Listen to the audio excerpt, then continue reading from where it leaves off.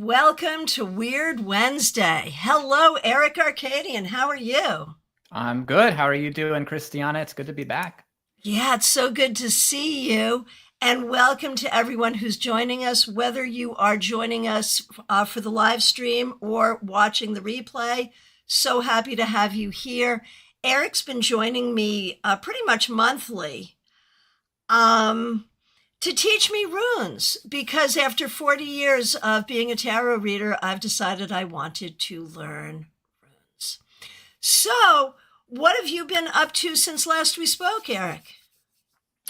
Well, a lot of things have happened, but noteworthy events. I just had my second class in the WitchÅs Toolkit series. So we started with the power of sound a month ago, and I did a class on magical fluid condensers last week. And next month is the final class in the series, which is intuitive reading with the runes. So that's pretty exciting and kind of ties into a lot of what we're going to be talking about today, I think. So if anybody is interested in that class, just to plug it for a second, if you sign up, you will get the previous classes, and then you'll get access to the next live session on runes. And you can find that at my website, erikarkadian.com/classes, if you want to get any more info. So what have you been up to? Oh my goodness. A few things, especially rune related, that I've been like, I have had very itchy fingers wanting to reach out and tell you some things that have been happening, but I didn't. I wanted to save it for here, so I'm happy to be speaking with you. I do want to let people know that the link to your website is right in the description. So they can go there and then get to your classes and get that ticket. When is that next live class? Oh, it is at the end of August. I am terrible with dates, so okay. I don't remember it right off the top of my head, but it's in about 3 or 4 weeks. Fair enough. All right. So very quickly after we last met, I had someone who's been a regular client for a very long time reach out to book a very long session with me, like a multiple hour session in person. And, you know, when you work with someone over the course of like 10 years, you know them well. So I figured, you know, this is going to be a big deal. And for some reason, and I've never done this with anyone, certainly never done it with this client, I decided I wanted to start the session with 3 runes. And I gave him my bag of rune stones, and I said, just please pull 3. And we talked about them. We started the session with them, and they were incredibly pertinent to the lengthy session that we did. And now I'm turning them into a bind rune to send to him as a symbol. So that gave me some confidence. And with 2 other in-person people, at the end, I had them pull 3 stones, 3 runes from the bag. And in each case, it was kind of cool. Like I feel a little more confident. Now, later on today, we're going to be doing readings. So we'll see how confident I am in that moment. But I am feeling more confident. And I did find my original rune book. This is from, I mean, it's old. You can see, oh my goodness, where did you go? Where did you go? There you are. Let me bring you back. There you are. Let's bring you back. Here you are. Okay, good. Hi. Did my book scare you away? I guess so. Look at this. You had recommended this author. And this book has been on my shelf forever. 1990 is when it came out, and I think I got it right about then. And I've been using it for bind runes all of this time. Now, you had said that it's a really good idea to pick one book that you're going to listen to. I confess I have not yet done that. I am going back and forth with this, with ChatGPT, with another book, And that's what's happening. But I'm feeling okay with it. And here's why. I've been a diviner for a really long time. And I understand sort of the idea. Oh, Michelle's Mystic Corner is good. That's really good because I'm going to be using the cards you made, Michelle. So I'm so glad you're here. Anyway, because I've been a diviner for a long time, I feel like I have some skill, like that is not just tarot skill, but is divination skill that might allow me to pull from multiple sources and make sense of that, where maybe a new diviner would not be able to. What do you think about that?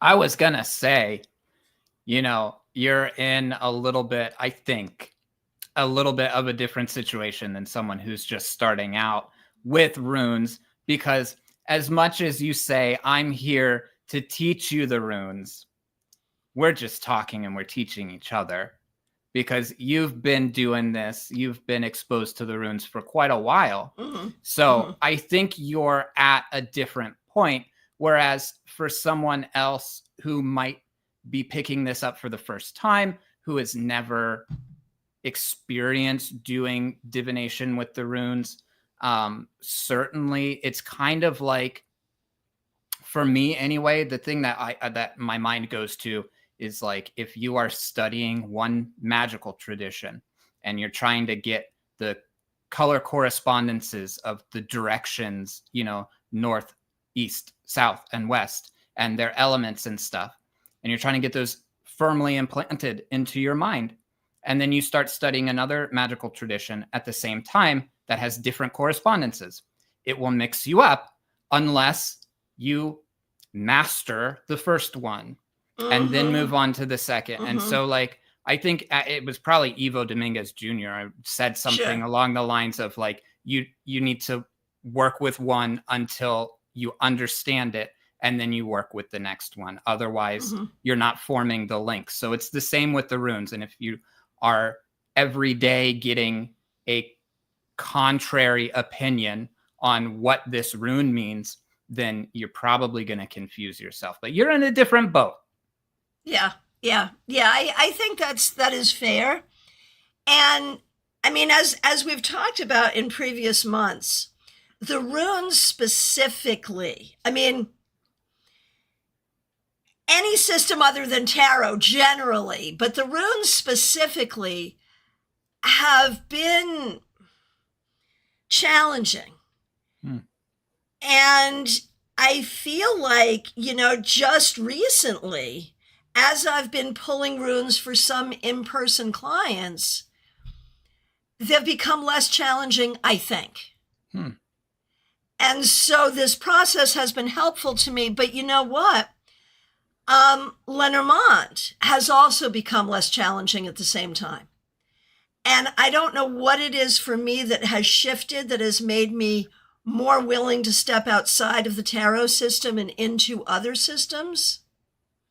But that seems to be happening for me in this moment. But what are your thoughts about like we know there are rune skills, there are tarot skills, all of that. What are your thoughts about what are divination skills broadly? Yeah. So that was kind of where we ended the very last episode last month, right? And we had like 2 minutes left, and I just said, like, I want to pose a question for people to think about.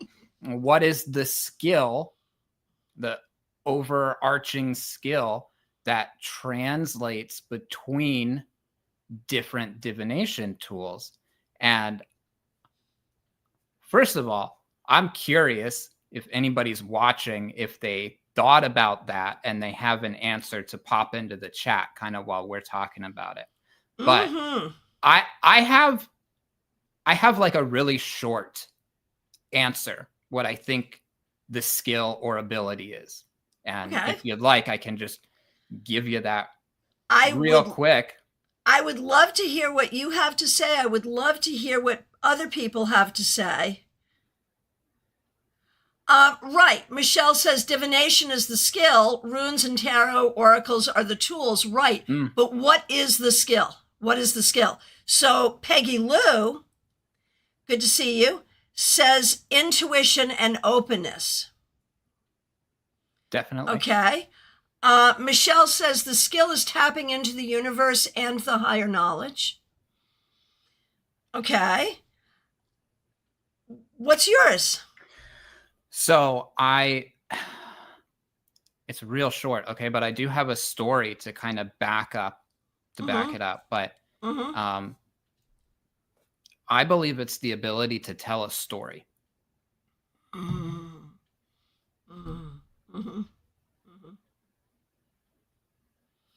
And that's funny because if we tell a story, we are storytellers. And when you think about the word storyteller, there is a way that you can interpret that word to be someone who is telling a story that is not true, which is so often the label that gets put on us erroneously. So that's just funny. But yeah, I think it's that. Dora says, it is like when you can speak a different language.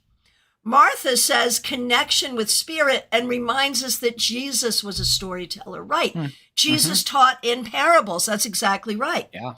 Justine says, yeah, that's a toughie. Studying the system, understanding the system, and trusting the strategy you use with the system. But that's really, that really seems like the key is weaving the insights together into helpful information, AKA telling the story, like you said. So yeah, I would say the skill of divination is being able to take the information. Right, Dora says it's the skill of translating symbols. Right? You're using intuition, technique, tapping into spirit, whatever that is.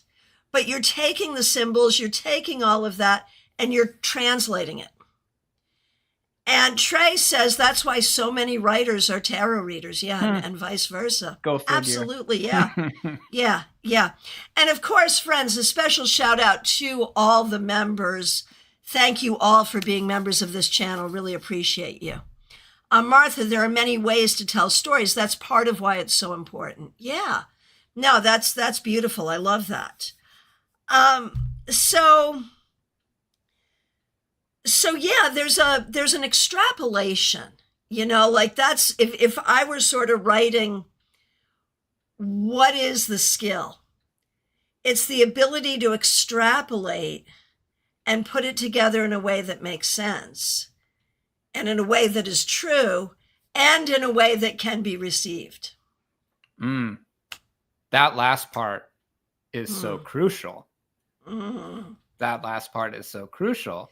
Indeed. Because there are so many times where cards come up or runes come up and they are so, I've had people tell me that like I hurt their feelings a little bit with the story that I put together, and it's not because I was intentionally trying to be mean or anything. It just seemed so matter of fact what the runes were trying to tell me, and perhaps I was rather blunt. And it's hard to frame that in a way sometimes where it can be received. Yeah, absolutely. Rebecca Dusk says, I think also some good balance between logical mind and intuitive mind for the correct message. Yes. A right brain, left brain thing somewhat. Other than strong flashes of knowing. Right, it's all of those things. I love hearing all these different interpretations and answers to this question. I think it's such a complicated question that could go in so many different ways. It really is. Justine says, with divination in general, couldn't we say finding the right way to the inquiry as well? Like the question and all of that. That also really important. And you, Christiana, are the one who taught me the importance of finding the right question. because there's so many questions that you can ask, and it's like, it comes out and it's like not really what you need. And so sometimes I remember I've come to you and I've asked you a question, and you've said, I'm going to reframe that. And you have put it into a better context and a different question, or there's multiple questions that get asked simultaneously and answered. So finding that question is really important also. Yeah, and I think that's part of the intuitive process. I think spirit leads that as well. So this is interesting from Trey. I saw Teresa Caputo had her brain studied by a neuroscientist, and when she was channeling, there was literally no activity. Maybe you have to be a blank slate to be a good diviner. Which is so interesting, because like you go into it with your skill and technique and knowledge, but then you have to take part of that brain away. It's an interesting thing. On that note, Christiana, there are several times that I blank out during a reading, or I have no recollection of what I just said to someone. There was one reading I gave to someone in person where I didn't recognize the individual that I knew when they sat down. So it just, to some degree, given the right circumstances, my brain just kind of shuts off. Same. And I think that is sort of proof positive that you're in the right energy to do the work. Mm-hmm. I know that sounds crazy, right? Michelle agrees. I do that and can't remember most of what I said. Yeah, absolutely. Justine has a good question. She is wondering, the questions you ask the runes, is it similar to tarot or Lenormand, or is there some difference to like what questions you would bring to the runes versus what questions you would bring to tarot? Well, I can say that for me, I feel like usually when it's a right now thing in the present energy, that's a rune answer. And when it's like what will happen 6 months from now, that's a tarot answer. So a lot of times I will throw runes for what is right now, and I will throw cards for what happened before and what is going to happen later. What do you think? I'm not well versed enough in reading the runes to have an opinion on that, because I've not really asked any questions. All I have done so far is let's pull 3 runes to see the energies present at this moment, actually. So to your point. Mm-hmm. Martha, for me, it's like trying to be a vessel through which the spirit can flow. I need to get out of the way. Yeah, there it is. Mm-hmm. There it is. So I have another quick question for you, and then we're going to open the floor to readings and see how we do. My question is this. My rune set, and I think many rune sets, come with a blank rune. Can we talk about that? Yeah, I'd love to. Okay. I will say this, like this has spread to tarot as well.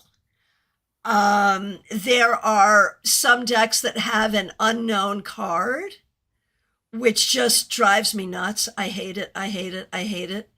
But I know it's meant to be the blank rune. It's the same thing. It's the same energy. So talk to us about it. What is the blank rune, and does it make sense? Okay, so there's the official name that you'll find for the blank rune. It's actually where we get part of our episode name from, right? It's called the Wyrd, or some people call it Odin's rune, or some people just call it the blank rune. So if you're not familiar with the concept of the Wyrd in Norse mythology, I don't remember if we touched on this before in a previous episode, but it is essentially and I'm sorry that I'm oversimplifying, it is essentially equivalent kind of to fate. And there are the Wyrd sisters, and they're kind of like the Greek fates, kind of. Not exactly, but kind of. If you understand Greek mythology, you can kind of get a similar vibe going from over there. So the Wyrd rune or the blank rune can represent like fate, things that are going to happen, things that are outside of your control. It can represent the unknowable or the unattainable, or it can also represent endless possibilities. Like it could be anything, like fill in the blank. And personally, I take that out when I do a reading. Okay. Okay. Is there a tradition that demands it, or is it just No. Okay, so let's remember. And here's kind of like why I get so hung up on it and I want to take it out. Let's remember what the runes are. They are an alphabet. right? There's And no non-letter, there's no null there's no value blank letter. letter. That makes no sense. Like I can't, like so, and there's no, I don't want to say there's no tradition, but most of the divinatory assignments that we have slapped onto the runes are modern. They're fairly modern, and a lot of what we do with them is fairly modern. And then somebody decided they wanted to have a blank rune. So I don't personally vibe with it, but when I first started reading, I did. And it was more, and I'm not, I would never say to someone who's learning that they shouldn't use it, because it was perhaps helpful for me when I was starting out. But eventually, after some trial and error, I realized that for me, it wasn't beneficial. So my issue with the blank card in tarot, and Mediha Ness says, when cards are cut, there's 80 total, so they have to do something with the other 2 cards, right? And so some decks will turn one into the unknown card. Others will turn it into the happy squirrel, which I am absolutely a fan of. But my issue with that is, and it's exactly what Justine said, kind of reminds me of the Wheel of Fortune or something. Like in tarot does not need an unknown card, because we have the Wheel of Fortune, we have the High Priestess, we have the Moon. We have these cards that can say the same thing. My question to you is, I just lost it because I'm really dying over this question from Michelle's Mystic Corner that we're coming to in just one moment. Right, the Fool, exactly. I got it. Trey got me back on. Here we go. My question to you is, among the runes, is there a rune that to you says anything can happen? Which rune would that be? Perthro. That's where I would have gone to. Yeah. The dice cup, right? Mm-hmm. Yeah. Good. So we already have that unknowable or endless possibilities type of energy current in Perthro. And if you want to talk about the other side of it, which might be like forces outside of your control, that aspect of the Wyrd, that could be Hagalaz. So like, I feel like there are already equivalents in the rune set of those energetic currents, and we don't need one that can be everything. I completely agree. So Fedborn wants to know, is casting lots the same as runes divination?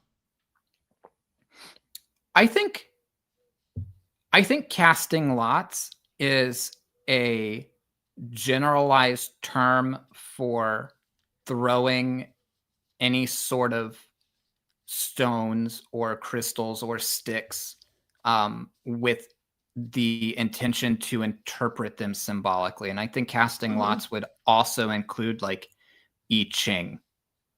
I believe that's my understanding. I could be wrong. So No, I think, yeah. That totally makes sense. Totally makes sense. So, Michelle, the happy squirrel. There was an episode of The Simpsons called Lisa's Wedding where they go to a carnival and Lisa sees a fortune teller and gets the death card, and the fortune teller's like, oh, that just means change, no big deal. But then she pulls the happy squirrel, and a whole story ensues from the happy squirrel. And so some modern indie tarot creators have created decks with the happy squirrel and have come up with, what could this possibly mean? And I love that because I love pop culture. So I'm really glad you explained that, because I didn't know what you were talking about and now I think that is amazing and I want to learn more about it. Yeah, right. It's, art imitating life, imitating art. Like, it's just this whole thing. All right. So I feel like the time has come for us to put up or shut up. Yeah. So, friends, villagers, it's so good to see all of you here today. You know that very often I come here to do readings for you, as I will again and again and again. We are going to do readings for you today, but I am not using tarot. And it is not our commitment to get to every question as it is for me when I do my live stream readings. This is really about learning and figuring out how the runes are working in real time. So get a question in. Aerik Arkadian, do you have any parameters you want to put around what kinds of questions people can ask? Well, obviously remember that we are live and it is public. So, only talk about things that you are willing to share to the world and maybe won't get your feelings hurt if the runes decide to be very blunt. But other than that, I would say, let's not even put parameters on it, because I think what is valuable here is that we're kind of stepping through the entire process. So even if somebody asks a really bizarre question that is perhaps not the best thing to have answered, we can go through the process of reframing that question. So kind of like all inclusive of everything that goes through the mind of the diviner as they hear the question from the querent. Perfect. So get those questions in. Rebecca finally got a deck with a happy squirrel card. That is very cool. Trey says, I can take a punch. And Trey, okay, here's Trey's question. I feel kind of at a crossroads right now. I don't know what to do with my life. Any advice from the runes? Ooh. What would you do with this? So, personally, if I had that kind of question, I think I would just pull one rune. But if I was reading for someone, I think I would probably do 3.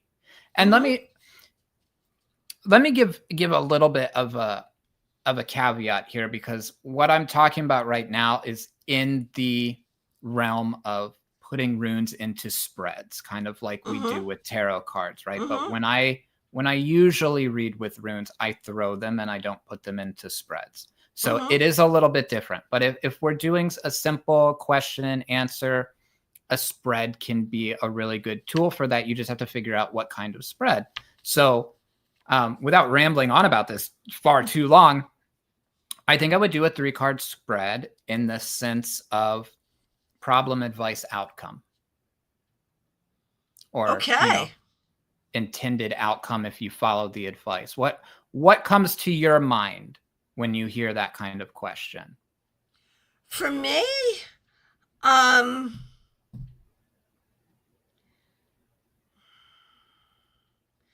would probably be inclined, if it were tarot, I would just pull 3 cards and not have positions for him. Just be like, what do we see? And so I might do the same thing with runes. And you know, in the sense of reframing the question, I feel like, you know, you're at a crossroads. Like, why are you feeling that disconnect and directionlessness? I think that's very important to get. I'm sorry, I interrupted you, but that's so smart. Like, what about a 3-card reading for Trey? Like, here's the spread, right? What has led up to being at this crossroads? What has created this? What do you need to know in order to find your next step? 2. It's a 2 rune reading. What do you think about that? I love it. And that was, you know, essentially when I said the problem, advice, answer, 3 rune spread is basically what I was, those were the first 2. And so the third would just be, here's maybe where you can get if you follow that solution. So let's do that. So yeah, you're right. You're absolutely right. So why don't I pull it? So we're going to do, so problem, advice, and that's where you're going. I just had to reword it, but you're absolutely right. I'll pull them using the deck created by Michelle's Mystic Corner, and you can help me. Okay. So here we go. Problem, Anzus. Oh.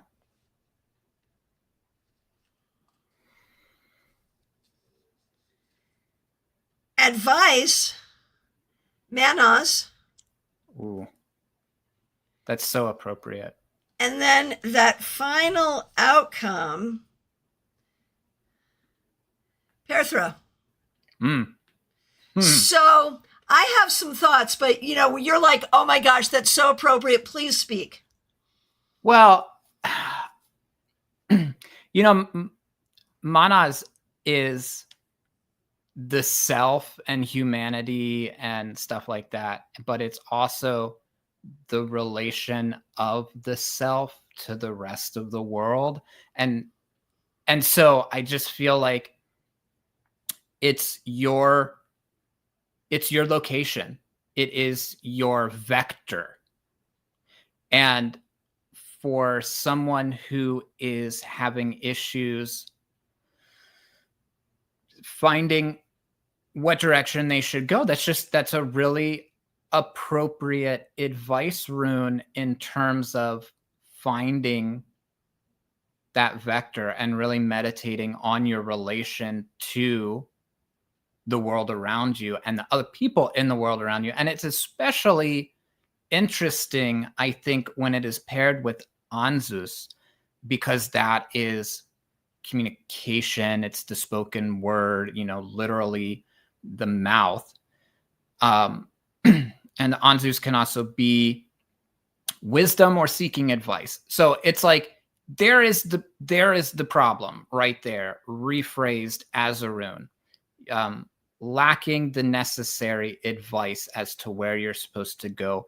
Perhaps there is, and you know, we were in a face-to-face reading with someone. We wouldn't just be talking words at them. We'd be asking questions too. And I think that's really important because we only have 24 runes. They encompass every different possible human emotion and feeling. So we'd probably ask questions like, do you feel like there is a blockage in communication or something? But that's what's sticking out to me right now. So the problem is inability to communicate or receive the communication about where you're supposed to be going.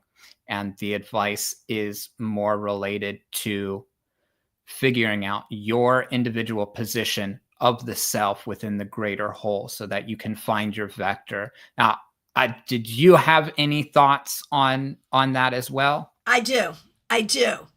And I want to throw this out to you. One of the things that I know to be true about Trey is he's a writer. And so I look at like Anzu's being the mouth, being the voice.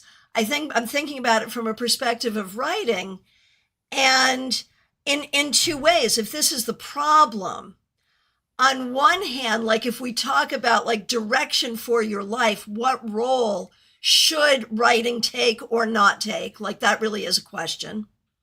But then there's also like, if you have the heart and soul of a writer, there's always going to be a certain amount of misery in your life. Like that's just how it is. And then there's the thing of with Manaz, like if you're writing and you're writing for publication, literally your voice, your word, your mouth going to all of mankind. But then I would also say, well, write a great book, get it published, and luck will be with you. I would also say that. Yeah, I dig that. And it's like Perthro representing all of those, when you roll the dice and you win. Right. There's a song in my head from like 1990, 1991. It was like a Rush song. Roll the bones, just encouraging one to just take the risk, take the chance. And so I would say then, and check me on this, Aerik, I would say to Trey, do the thing. I would say do the thing that you really, really want to do and expect to be successful. And Trey comes back and says, well, that's cool. Thanks, Aerik and Christiana. Maybe I won't be a starving artist. Right. Right. Do not fear the starvation. Exactly. Okay, so that was fun. So let's see. Who is coming up next? Martha Vank. Okay, so full disclosure on Martha Vank. Martha Vank and I have known each other since I was 14 and she was 15. We met at Methodist summer camp. We are both the daughters of Methodist ministers, and she herself is a Methodist minister and a member of this channel. And was at StaarCon, so you may have met her at StaarCon. Oh, okay. Okay, so Martha Vank is looking for a message from Spirit, just a general message, a message from Spirit. How would you handle that? My gut is telling me that is a 1 rune pull. And it's just going to be, that is what you need to know right now. Because that message from Spirit is what you need to know right now, what you need to be aware of or focus on. Okay, do you want to do that? Yeah, so here, I will pull one. We didn't have a plan for this, guys. No, We're we just didn't. kind of well, we working did. it out. We had a plan, which was to wing it. To figure it out. Yes. That was the plan. Yes, because that's more fun. Yep. Yeah. Okay. All right. Here we go.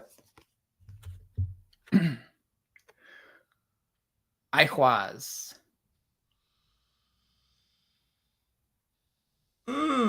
So that's one.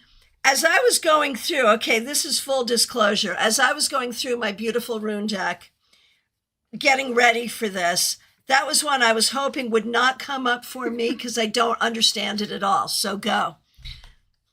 Okay. Man, It's a weird rune. Okay, let's just throw that out there too, because it's one of the ones that maybe like the meaning was shifted from another letter and they can never quite agree on exactly what the translation was originally. So it's it can be a difficult one to read. I understand what you mean by that, and a lot of people, we can't even agree on how to say the name of it. So it can mean stability, or what's coming, like endurance, stability, but what's kind of sticking out to me is stay on course. So what you need to be aware of right now is that whatever you're doing, keep doing that. Head in that same direction, even though maybe you're having some doubts or you're asking some questions about which way you should face, but keep moving forward. I actually like that. Just, thinking like some things that I know about Martha's path right now. There are a few things going on where there may be things that Martha feels she needs to do that other people don't want her to do. Or there may be things that Martha feels she needs to do that feel challenging. Right. And now Martha's like, okay, yeah, very appropriate. All right. Got it. All right. Smile Soul 20 is looking for a general reading. So shall we do the same thing? And this time I'll pull one card and we'll see what happens for Smile Soul 20. Okay.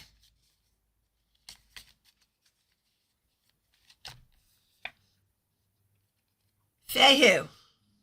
Okay. Yeah, easy. So, Smile Soul 20, this is literally the card of wealth. And I know for a fact that you probably don't have as much of this as you would like. But I would see this message from Spirit as one encouraging you to keep working, to keep trying, to build and create the life that you want, that all of that is possible for you. What do you think, Aerik? I agree 100% with that. It's Fehu, upright. You hit it. Perfect. Now, I have not, and this is funny because I am a reversals reader with tarot. And I have not been playing with reversals at all with the runes. Okay, so we must be on the same wavelength here, right now, because I was just going to ask you that question. I was just going to ask you, are you pulling them all out? Well, upright, are you going to reorient them? I have, because of the shape of the cards, I can make sure that they're all upright. And so I am. Is that bad? Am I bad? No. I mean, there's no reason that you have to.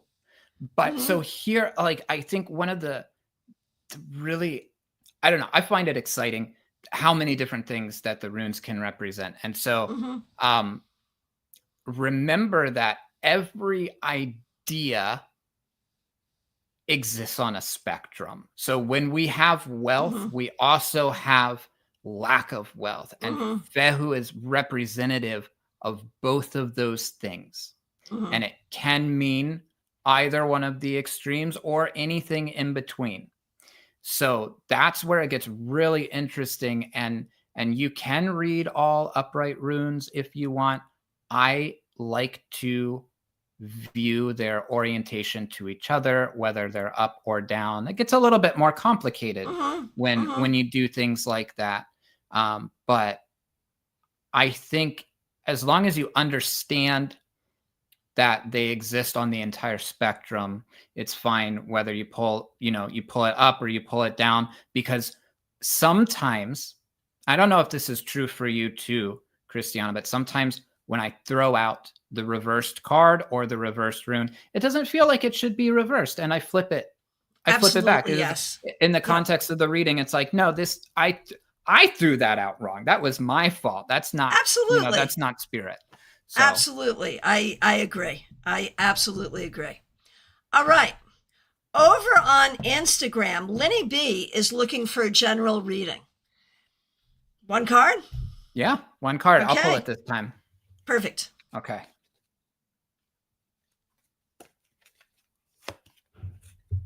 What we got? Oh, Nothies? Mm-hmm. And it's reversed. So what are you going to do with that?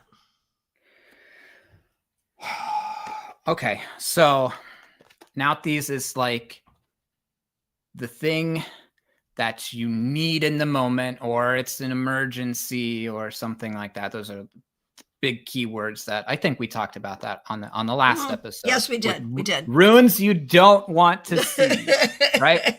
Okay, so in the reverse position, it can, I think like the simplest form just for a quick reading would be that there was something poorly planned, and you are maybe feeling the result of that right now. If you're not feeling the result of that right now, double check to make sure that there is nothing that is poorly planned, because otherwise it's going to catch up with you. And just, it's not the end of the world. And you can keep going and pick yourself back up and plan things out a little bit better next time, if that's the type of situation you're in. What do you think? I am wondering, and just let me know if this could also make sense with that. The directive to do an internal inventory about the meeting of your needs. What are your needs? Ooh. Are they being met? I would go there too. Would that make sense? Yeah, I think you extrapolated beautifully into that. I see the connection there. Yeah, that is so. It's like the advice that is given from this could be certainly to make that inventory, because something I think that goes along with the idea that, in the sense that things were not planned out to meet the needs, even if that's emotional needs, right? So that needs to be spelled out clearly and meditated on to move forward. Excellent. Oh, and Lenny's like, oh yeah, that makes sense. Okay, cool. So Dora has a question. Now, you're working with rune cards. So even a rune like Isa that is just a straight line can be reversed in that deck. But if we're working with rune stones or, tiles or whatever, some cannot be reversed. What do we do with that? So that is really interesting, because even if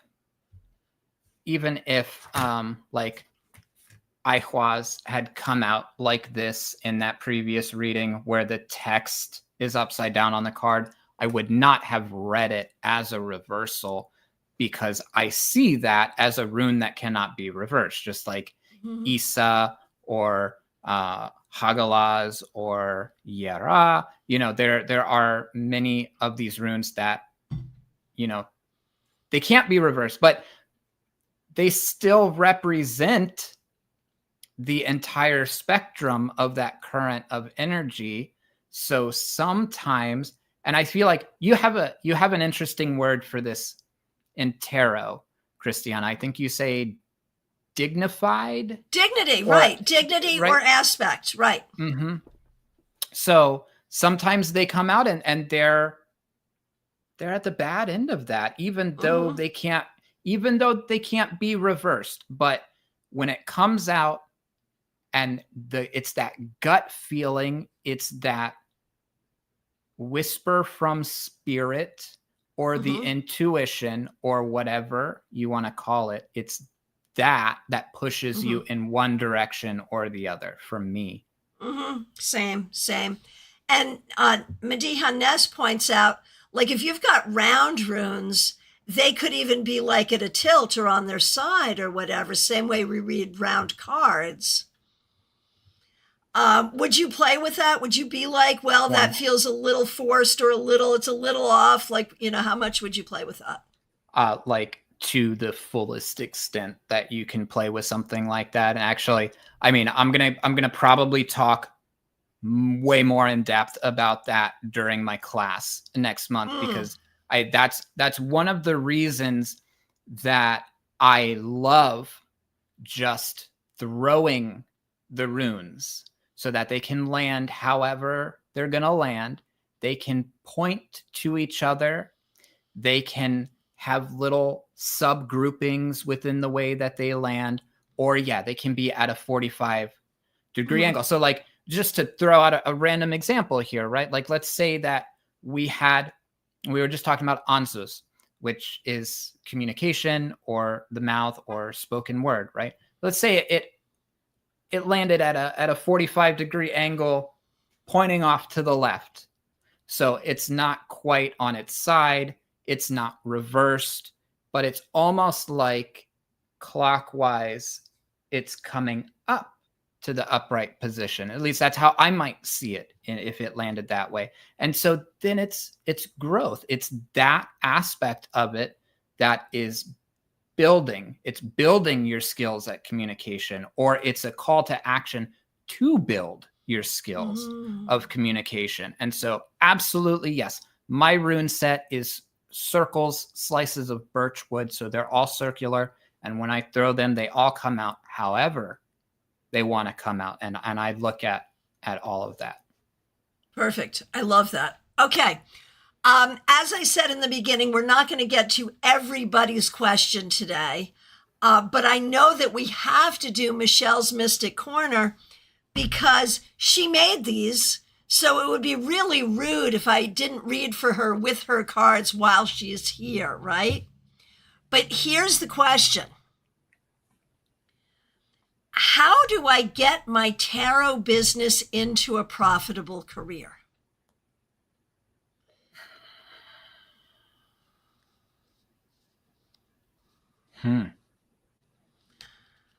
I would sort of want to say how it's going now.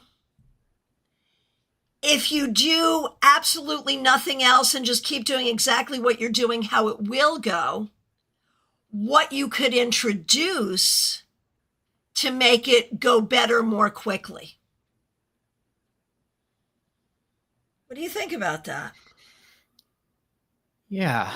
So just to rephrase what I heard, because I think what is happening right now is really interesting, and the spread is being created based on the question that's asked, and it's almost like you're divining what spread to use as you're pulling, right? So how it's going now, how it will go if you change nothing, and then what to change if you want it to go better. Is that kind of okay? Yeah. I dig that. Okay, so here we go. Okay. How it's going now. Isa, we don't love that. We don't love that. No. If we change nothing, how it will go. It was. Okay. And what to change to make it go better, or what to do differently. Menas. Can I take a stab at this and tell me what you think? Please. And if you think I'm off, tell me. And Michelle's Mystic Corner, if you think I'm off, tell me. Clearly, you're not getting the traction that you want. And if you keep going, I think there will be improvement, but not to the extent that you want. Like, you are right to ask this question. These cards tell us that you're right to ask the question. And I wonder if there is some part of you that is not trusting yourself, trusting your knowledge, trusting your voice. And if that causes your voice to not be heard by enough people, that there is something here about needing to, like, you need more eyes on you. That's where I'm going with manas. We need all of mankind to see you, essentially.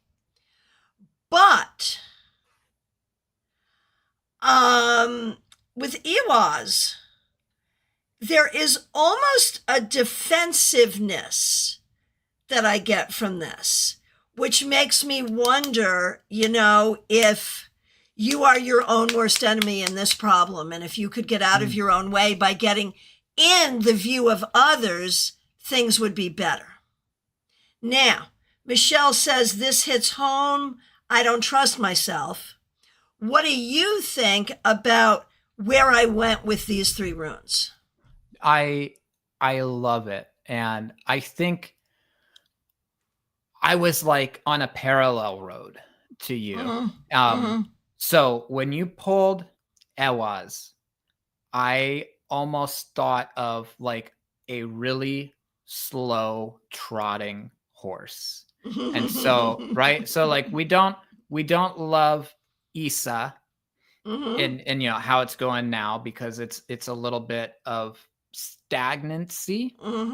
And then if you change nothing, it's gonna move, and it is steadily moving, but that horse is slow. It's not getting to where you want to go when you want it to go there. And then manas, yes, like you said, we need all eyes on you, but also in the relation to, and I would never say you're not in the right peer group, because you're here and this is a great group. So, but it's also those people who we surround ourselves with who are successful, and there perhaps needs to be more of that. So yes, more eyes from the outside, but then also you in relation to the others who do that same thing that you're trying to do, if that makes sense. Michelle says that is actual truth. So yeah, that makes sense. Perfect. So we are in our last 2 minutes. So to the people that we did not get to, I am so sorry. This is a teaching session, so we're taking questions to use as examples. We're not going to do this in August, but we will be back in September, probably with a very similar format. Yeah, this is fun. So, yeah. So if you did not get your reading this time, please come back next time and preface your request with, I did not get a reading last time, and we'll make you first. And I do appreciate all of you so very much. Thank you for being here. Aerik Arkadian, thank you so much for taking time, for sharing your wisdom here. What I've learned today in a lot of ways is when we talk about, going back to that question of what is that skill of divination? It is to allow the inspiration to marry the knowledge and flow with the intuition. And thank you for helping me find that with the runes. It's so fun to have these conversations with you, Christiana. So, thank you for having this platform that we can do this. Oh my gosh. And that in turn, thanks to all the members, the moderators, everyone for being here, for your support. There are links right in the description for Aerik Arkadian, which is aerikarkadian.com. He has a class coming up. You can take the live class and get the recordings of the first 2 classes all in one package. So check that out. He also is one of the few people other than me that I know who does a weekly newsletter. That's true. Yep. Every Monday. Every Monday. Mine comes out every Wednesday. Eric's comes out every Monday. So get to his website, sign up for the newsletter. And of course, if you're not signed up for mine, sign up for mine as well. We'll do that too. Absolutely. My friends, I appreciate all of you. Thank you so much. We will see you all again really soon. Take care. Be good.